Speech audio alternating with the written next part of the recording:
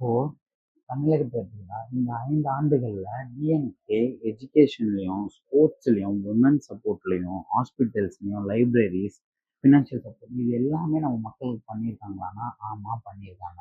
இதுல ஒரு சில எனக்கு எந்த இதுவும் வரலையே அப்படின்னு சொல்லிட்டு எல்லாருமே எதிர்பார்க்க முடியாது. நீ யாருக்கு ஒரு அரசாங்கமா இருந்தாலும் சரி, ஒரு ஒரு நிறுவனமா இருந்தாலும் சரி, ஒரு குடும்பமா இருந்தாலும் சரி, அதுல யாரு ரொம்ப பாதிக்கப்பட்டிருக்கா, யாரு விளிம்பு நிலையில இருக்கா, யாரால நார்மல் லைஃப்பை இங்க வாழ முடியல அப்படின்ற விஷயங்களை பார்த்துதான் அந்த அடிப்படையில தான் அவங்களுக்கு அந்த திட்டங்கள்லாம் போய் சேருதான்னு நம்ம பார்க்கணும். அதாவது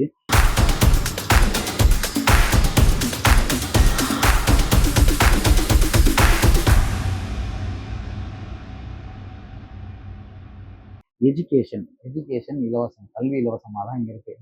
பணம் இருக்கிறவங்க அது பணத்தை கட்டி படித்து அவங்க அதை போய் பார்க்கலாம்.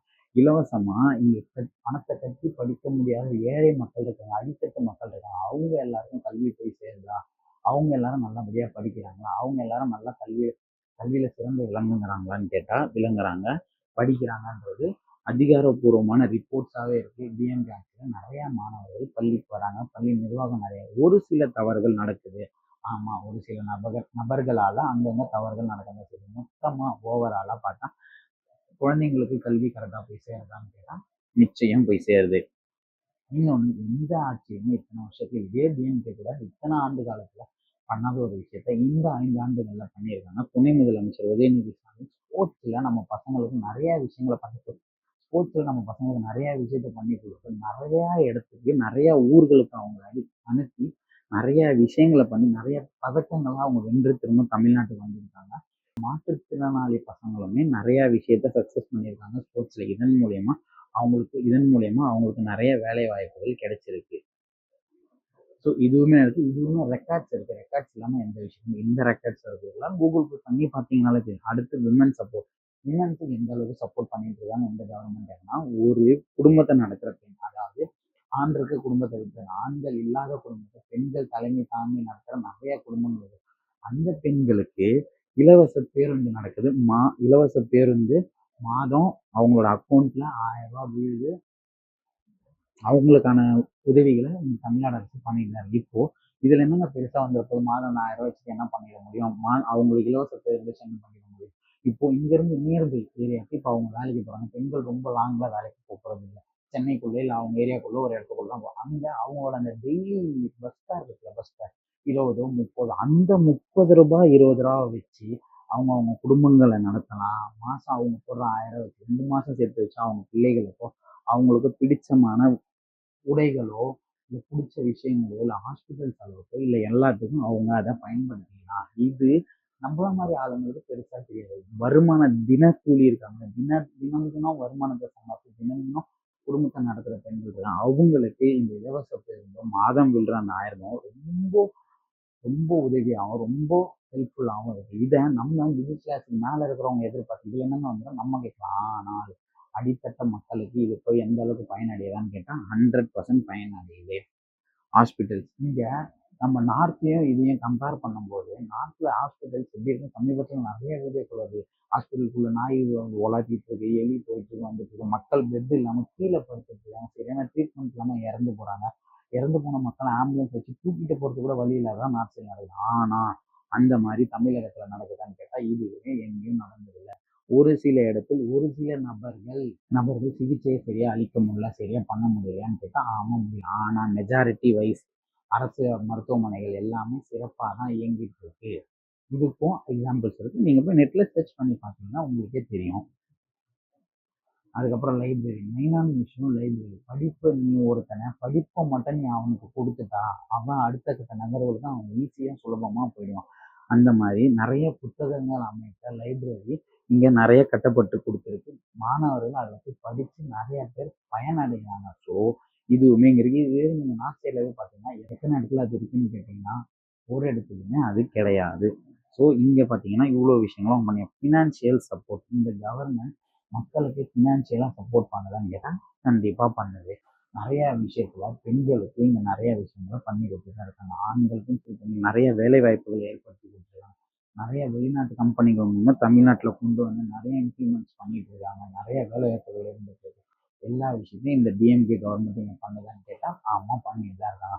ஸோ இது எல்லாமே அவங்க பண்ண நல்ல விஷயங்கள். இதில் அவங்க மேலே நம்ம குறை சொல்லணும், டிஎம்கே ஆட்சி மேலே குறை சொல்லணும்னா இதுக்கு முன்னாடி சொன்னேன் அந்த அங்கங்கே நடக்கிற ரேப்ஸ், அங்கங்கே நடக்கிற பிரச்சனை, அங்கங்கே இந்த கஞ்சா மயம் நடக்குது. ஆமாம் இது எல்லாத்தையும் ஒழிக்கணுமான்னு கேட்டால் ஆமாம் ஒழிக்கணும். அது இவங்களால மட்டும்தான் முடியும் அப்படின்னு நான் சொல்கிறேன். ஏன்னா இவங்க வந்தாலும் அது உள்ள இம்ப்ளிமெண்ட் பண்ணுவாங்க, இவங்க வந்தாலும் அது உள்ள இம்ப்ளிமெண்ட் ஆகும், இவங்க வந்தாலும் அது உள்ள இம்ப்ளிமெண்ட் ஆகும். ஏன்னா இவங்க 3 பேர் மேலேயுமே வழக்குகள் இருக்கு. அதாவது சிபிஐ விசாரணை இருக்கு. இவர் மேலேயும் போலீஸ் ஸ்டேஷன்ல வழக்கு இருக்கு, இவர் மேலேயும் வழக்கு இருக்கு, நம்ம எடப்பாடி பழனிசாமி மேலேயும் வழக்கு இருக்கு. ஸோ இந்த வழக்குகள்லாம் வச்சுதான் பிஜேபி இவங்களை அட்டாக் பண்ணிட்டு இருக்காங்க. ஸோ இவங்களை பிஜேபியை எதிர்த்து இவங்களால எதுவுமே பண்ண முடியாதான்னு கேட்டீங்கன்னா 100% இவங்க 3 பேராலையும் எதுவுமே பண்ண முடியாது, பண்ண முடியாது. இன்னொரு மெயினான விஷயம், இப்போ இவரு ஜாதி பார்க்க மாட்டாரா அப்படின்னா இவரு ஜாதி பார்ப்பாரு. இதோ பாமக இவரு ஜாதி பார்ப்பாரு, இவரும் ஜாதி பார்ப்பாரு. இவங்க எல்லாரும் வந்து ஆட்சிக்கு என்ன நடக்கும், இதுதான் நடக்கும். இவங்க 2 பேருமே மது ஒழிக்கணும்னு நீங்க சொன்னீங்கன்னா இவரு போன வருஷம் ஃபுல்லா குடிச்சிட்டு இவரு பேசின ஆடியோக்கள் லீக் ஆகி இவர் கட்சியில இருந்த ஒரு பெண்ணே ஒரு அவதூறா பேசி அந்த பெண்ணு இப்ப இந்த கட்சியில போய் சேர்ந்துட்டாங்க. ஸோ இவர் வந்து மது ஒழிப்பாரா என்ன புரியல. பெண் விடுதலைன்றாரு. இவர் ஒரு பொண்ணை ஒரு ஹீரோயினை கல்யாணம் பண்ணிக்கிறேன்னு சொல்லி ஏமாற்றி இவர் மேல வழக்கு. இவரு வந்து சரக்கு ஒழிப்பாரா? அன்னைக்கு சிபிஐ விசாரணைக்கு கரூர் விஷயத்துல சிபிஐ விசாரணைக்கு போகும்போது இவர் என்ன பண்ணாரு, இவரோட பேக்ல இருந்து ஃபுல் பாட்டில் சரக்கு எடுத்து செக் பண்ணாங்க ஃப்ளைட்ல போகும்போது, தனி விமானத்துல போகும்போது. அப்போ இவரு என்ன பண்ணாரு, இவர் எப்படி இது ஒழிக்க முடியும்? ஸோ இவங்க 2 பேருக்கு ஓட்டு போட்டா என்ன நடக்கும், இவங்களுக்கு ஓட்டு போட்டா என்ன நடக்கும், இவங்களுக்கு ஏன் ஓட்டு போடுன்ற காரணங்களே நான் சொல்லிட்டேன். இதுல உங்களுக்கு ஏதாவது கேள்விகளோ இல்லை உங்களுக்கு இதுல எதுவுமே உங்களுக்கு ஏதாவது எதிர்ப்புகளோ இருந்தா அதை நீங்க கமெண்ட்ல சொல்லுங்க, நானும் தெரிஞ்சுக்கிறேன். எனக்கு தெரிஞ்ச வரைக்கும், எனக்கு இது பண்ண வரைக்கும் இந்த இந்த டிஎம்கே கூட்டணிக்கு நம்ம ஓட்டு போட்டா மட்டும்தான் இந்த இந்த பிஜேபி பிரியில இருந்து நம்ம தப்பிக்க முடியும். ஸோ இந்த 2020 election DMK versus BJP, Tamil Nadu versus Delhi. So இதில் யார் ஜெயிக்கணும், யார் ஜெயிச்சா நல்லது நடக்கும்ன்றதை நம்ம தான் தீர்மானிக்கணும். இன்னொன்று இதில் முக்கியமான விஷயம் ஒன்று சொல்லணும்னா, இங்கே சமுதாயத்தில் நடக்கிற மக்கள் பிரச்சனைக்கு, மக்கள் மீது நடக்கிற பிரச்சனைக்கு, ஆணவ கொள்கைகள், ட்ரக் அபியூஸ்க்கு, ஒரு பெண்ணை கற்பழிச்சு கொள்றாங்க, இந்த மாதிரி எல்லா விஷயத்துக்கும் ஃபீல்டுல இறங்கி போராட்டம் பண்றது, இறங்கி எல்லாத்தையும் எதிர்க்கிறது யாரான்னா விசிகே, சிபிஐ, சிபிஎம். இந்த 3 கட்சியில இருக்கவங்களாம், இந்த கம்யூனிஸ்டுகளும் இந்த விசிகே அந்த இயக்கவங்க, அம்பேத்கர் இயக்கங்கள், இந்த மார்க்சிசம் மார்க்சியம் இயக்கங்கள், இவங்க தான் மக்களுக்கான தலைவர்களா மக்களுக்கான பிரச்சனைகளை இறங்கி ஃபீல்டுல பேசிட்டு இருக்காங்க. இந்த 3 கட்சியும் ஒரு கட்சியை ஆதரிக்குதுன்னா சும்மா போற போக்குல ஓட்டுக்காகவோ இல்லை அதிகாரத்துக்காகவோ இவங்க போயிட்டு அவங்க கிட்ட நின்று அவங்கள இது பண்ணிட மாட்டாங்க. இவங்களோட கொள்கைக்கு ஓரளவுக்கு முழுமையா கிடையாது, ஓரளவுக்கு இவர் ஒத்து போறாரா, இவர் ஒத்து போறாரான்னு கேட்டா இல்ல. இவங்களோட கொள்கைகளுக்கு ஓரளவுக்கு ஒத்து போறதுக்கு காரணம் இவங்க தான். ஸோ அதனாலதான் இவங்களோட கூட்டணி வச்சிருக்காங்க. காரணம் டிஎம்கே, விசிகே, சிபிஐ, சிபிஎம், இவங்க அம்பேத்கர் யாருன்றது நம்ம எல்லாருமே தெரியும். அம்பேத்கரியத்தை முழுமையா ஃபாலோ பண்ற கட்சி இவங்களும் சிபிஐஎம்மும் யாரை ஃபாலோ பண்ணும், மார்க்சிய கொள்கைகளை ஃபாலோ பண்ணும். உலக அளவில் பேர் போன தலைவர் மார்க்ஸை ஃபாலோ பண்ணி அவரோட கொள்கைகள் எப்ப நடக்கிறவங்க இவங்க. தந்தை பெரியார் அவர் பெண் உரிமைகள் பெண்களுக்காக எவ்வளோ போராடி அவரோட கொள்கையை வச்சு அரசியல் பண்ணிட்டு இருக்கோங்க. இல்லை அதிமுகவும் அதை நீங்க சொல்லலாம். ஆனா இன்னைக்கு அந்த அதிமுக பிஜேபியோட கைக்குள்ளேயா இருக்கு. ஸோ அப்போ இவங்களோட சப்போர்ட்ஸ் யாருக்கு இருக்கணும்னா, இவரு தமிழ் தேசியம்னு சொல்லிட்டு இங்க எந்த ஜாதி பிரச்சனைக்கும் வந்து குரல் கொடுக்க மாட்டாரு. இவரு மாற்றுன்னு சொல்லிட்டு அதே விஷயமா தான் இவரும் பண்ணிட்டு. அப்போ இவர் என்ன பண்றாரு, அப்போ இவங்க யாரு கூடயுமே கூட்டணி வைக்க முடியாது, இவங்க யார் தலைமையிலையும் அவங்க வைக்க முடியாது. அப்போ அவங்களுக்கு இருக்க ஒரே ஆப்ஷன் டிஎம்கே தான். தமிழகத்தை இப்போதைக்கு இந்த காலகட்டத்துல பிஜேபியை எதிர்க்கக்கூடிய ஒரே சக்தி டிஎம்கே தான். ஸோ அந்த கட்சியோட தான் இவங்க எல்லாரும் அதனாலதான் கூட்டணி வச்சிருக்காங்க. இவங்களோட அரசியல் விஷயங்களையும் இவங்க செய்யற விஷயங்களையும் நீங்க ஃபாலோ பண்ணீங்கன்னாலே தெரியும்.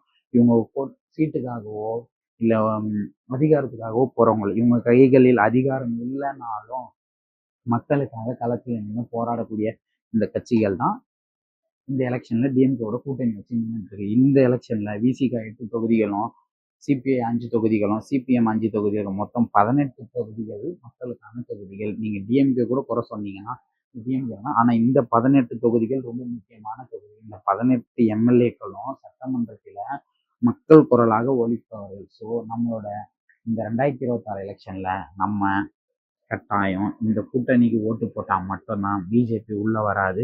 இங்க நம்ம சுதந்திரமா இருக்க முடியும். ஸோ அப்போ இவருக்கும் கிடையாது, இவருக்கும் கிடையாது, இவருக்கும் கிடையாது. இவங்களுக்கு தான் நம்ம ஓட்டு போடணும். போட்டாதான் நம்ம சுதந்திரமா இருக்க முடியும்.